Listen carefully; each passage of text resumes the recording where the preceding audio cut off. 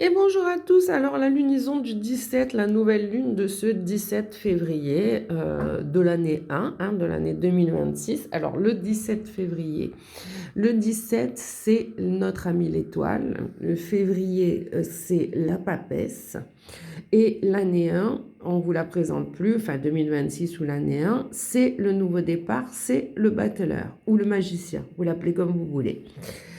Alors, qu'est-ce qu'elles nous disent ces cartes? Eh bien, déjà, cette carte-ci, c'est travailler avec l'amour de soi, travailler avec l'harmonie, travailler avec la beauté, travailler avec la grâce, mais surtout travailler avec l'univers, travailler avec les étoiles et travailler avec les guides. Donc, on est clairement sur cette nouvelle lunaison dans quelque chose de beau, dans quelque chose d'intense. En plus, non seulement on travaille avec la beauté, mais on travaille avec la sagesse et le savoir, parce que l'impératrice, elle, c'est la reine du savoir, c'est quelqu'un qui étudie énormément, c'est quelqu'un qui a la tête dans les livres, c'est quelqu'un de très sage.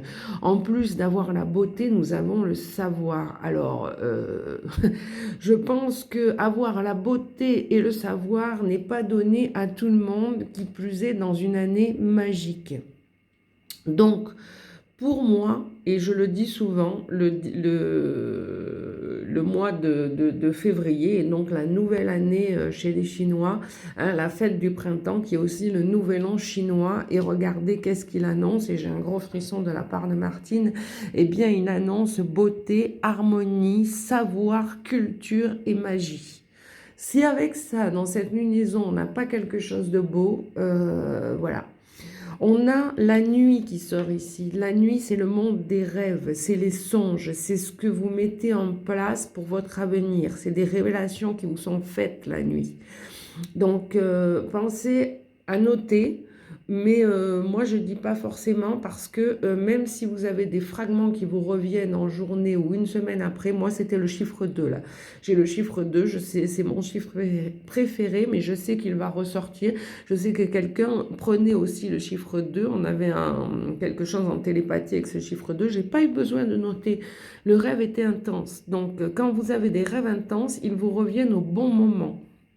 Mais si vous voulez les noter, notez-les. Mais souvent, quand on note, on dissèque. On n'est plus dans l'instinct.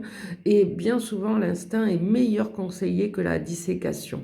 Surtout quand on s'appuie sur le livre des rêves qui n'est pas, qui est quelque chose de général, encore une fois. Et je vous le dis souvent, travaillez avec quelque chose qui vous est particulier à vous. Le général n'existe pas dans ce monde. Une idée, une règle, mais après, elle va se peaufiner pour vous. Donc voilà, restez ouvert à ce que vous voyez dans les rêves. Donc beauté, savoir et magie.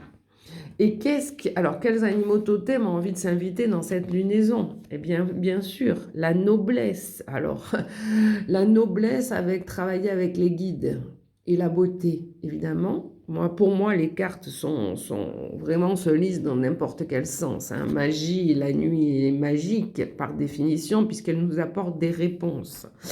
La noblesse et les guides, eh bien, je pense qu'il n'y a rien de plus noble que les guides, des gens asexués qui n'ont aucune ambition dans ce domaine-là et qui sont là simplement pour notre éveil spirituel. Qu'est-ce que de plus noble? Alors, qu'est-ce qu'elle nous dit cette carte? On travaille donc avec l'élan. Célébrez vos accomplissements avec humilité. Vous êtes couronné de succès. Des forces puissantes vous guident. Votre capacité à surmonter les défis est illimitée. Et des forces puissantes vous guident. Moi, je ne fais pas tomber les cartes. C'est les guides qui les font tomber. Mais regardez la corrélation entre chacune. On a dit le savoir. Qu'est-ce qu'on a ici? On a le visionnaire qui d'autre a du savoir qu'un visionnaire. On va la lire. La girafe qui a une hauteur de cou. Un visionnaire, elle voit loin, cette girafe. Et effectivement, quand on est instruit, je pense qu'on voit loin aussi. Élevez-vous au-dessus des affaires terrestres. Glissez dans la vie avec grâce. Vous êtes capable de voir le bon chemin. Tenez-vous droit dans vos valeurs personnelles et aimez avec votre grand cœur.